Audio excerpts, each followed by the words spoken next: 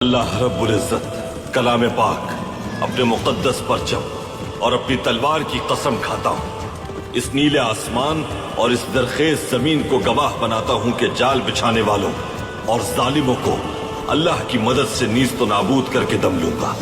गद्दारों से इंतकाम लिए बगैर चैन से नहीं बैठूंगा। इंसाफ और रज़ाए इलाही के रास्ते में मुश्किलात पैदा करने वालों को कैफर किरदार तक पहुंचाऊंगा। जुल्म और इफलास से दो चार लोगों की निजात और जुल्म करने वालों के अंजाम तक हार नहीं मानूंगा।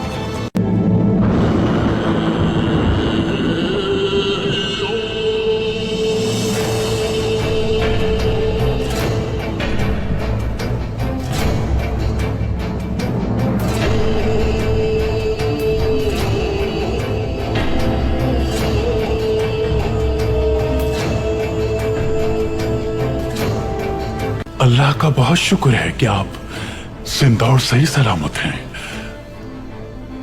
कैसे मुमकिन हुआ ये? शायद मुझे दुश्मनों को उनके अंजाम तक पहुंचाने के लिए मजीद वक्त मिला है। अमीर सादुद्दीन, हम तो समझे थे कि आप शहीद हो गए, दफना भी दिया था।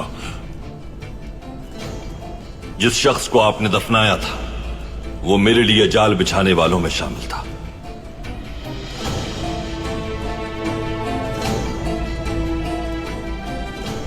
बहुत खूब, बहुत खूब। तो आप इतने दिन से थे कहां अर्तुगरुल साहब? गुलामों के एक ताजिर की कैद में था मैं, लेकिन शुक्र है अल्लाह का, और अब यहां हूं। आला आला, खुश आमदीद। हमने अभी अभी एक बहुत ही अहम मुआहिदा किया है। जानता हूं मेरा भाई दुंदार हानली बाजार का सौदा करने आया है यहां, लेकिन काई से ये बाजार लेने के बाद किसी को बाजार से फायदा हासिल नहीं होगा अमीर सादुद्दीन।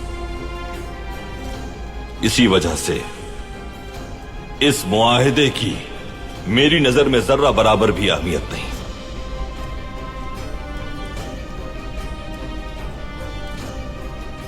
ये आप क्या कह रहे हैं अर्तुगरुल साहब?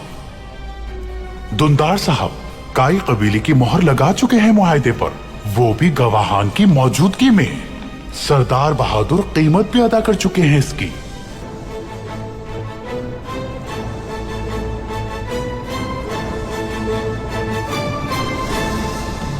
अर्तुगरुल, ये आप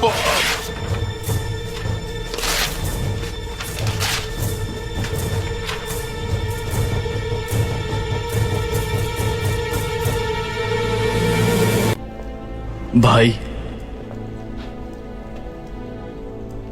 गलती हुई मुझसे, माफ कर दीजिए। सब मेरी वजह से हुआ है।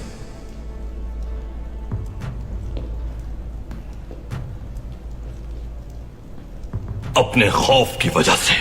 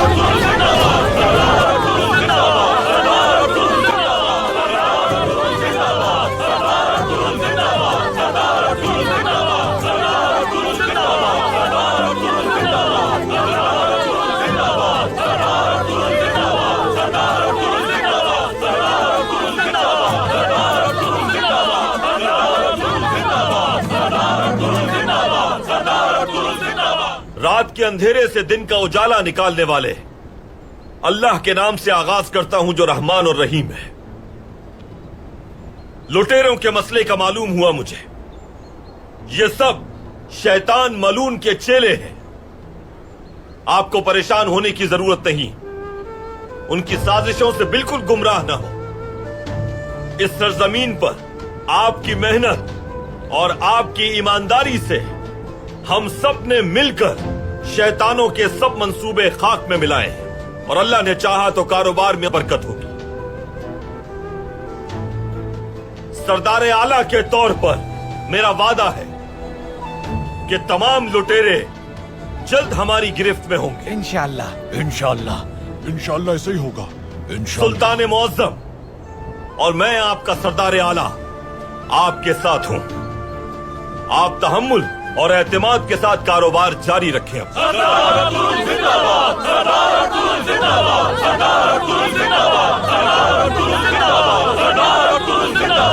जो हजारों सालों से है और कयामत तक कायम रहेगा। जब हमारे पैगंबर इस दुनिया से पर्दा फरमा गए तो उस वक्त गम से दो चार होने वाले सहाबा के सामने हजरत अबू बकर ने कुरान की जो आयात पढ़ी थी वो याद रखें। मोहम्मद सल्लल्लाहु अलैहि वसल्लम अल्लाह के पैगंबर हैं। उनसे पहले भी बहुत से पैगंबर तशरीफ ला चुके हैं। अब अगर वो शहीद हो जाएं या रहलत फरमा जाएं तो क्या मकसद से पीछे हट जाओगे? जो अपने मकसद से पीछे हटा वो अल्लाह को नुकसान नहीं पहुंचाएगा। अल्लाह उनके साथ है जो उसका शुक्र अदा करते हैं, जिन्होंने अपने मकसद से कभी रूगर्दानी नहीं की, वो जिन्होंने पूरी दुनिया में निजाम इलाही को कायम करना चाहा। और आप लोग, आपने क्या किया?